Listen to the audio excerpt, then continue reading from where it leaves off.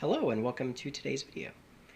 If you watched the previous video, we had determined that this AMC 325 motor controller out of the 1995 Solectria E10 had lost this phase, and we were going to pop the heatsink off. I did manage to get the heatsink off without breaking any of the bolts. It's the biggest challenge to get access to the gate drivers. And here's the interesting thing that I found. As soon as I popped the cover off, flipped it over like this and looked, these are the gate drivers that were originally in here. I haven't changed them yet, but this is a spare that I have, but I'm using it to replicate what I found. The connector wasn't seated. It was cocked on its side like that, and you can see this part here is flush with the heatsink to keep this guy from working out of the socket, but there's nothing that keeps this guy from working his way out. All I did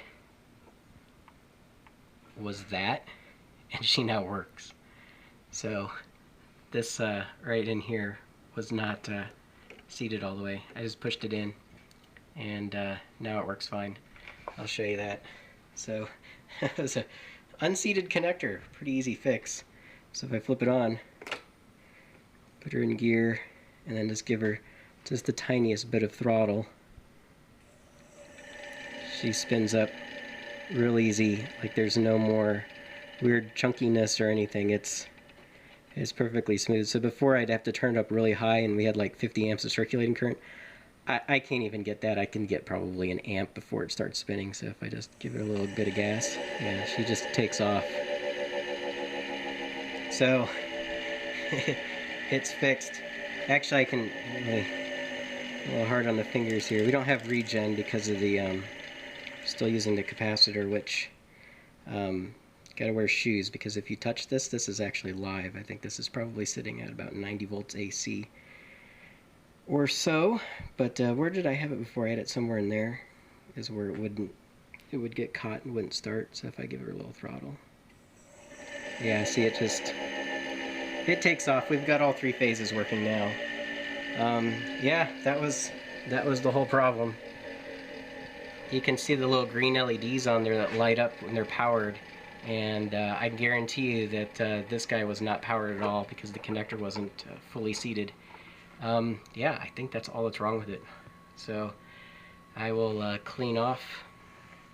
And this is using the original board too. This isn't my test board. So this is all back to, let's see if I can get it to focus. This is all back to the serial number 44, 1994 board. Electronics, and yeah, so now I just got to clean off all of those guys and the heatsink, bolt it back on. I've got some good old-fashioned thermal compound here that we can put back on there, and be good to go. And I'll Loctite them all again. And yeah, so it was that simple. I was expecting to do a little swaptronics to swap this guy in, see if it works, and then I was going to confirm that, yeah, there's something wrong with that gate driver. Then I was going to determine, I'll probably just leave this one in there and fix the other one, because I got other projects I need to really work on too. Other people have controllers and battery chargers waiting to be repaired. But connector wasn't seated all the way. That was it.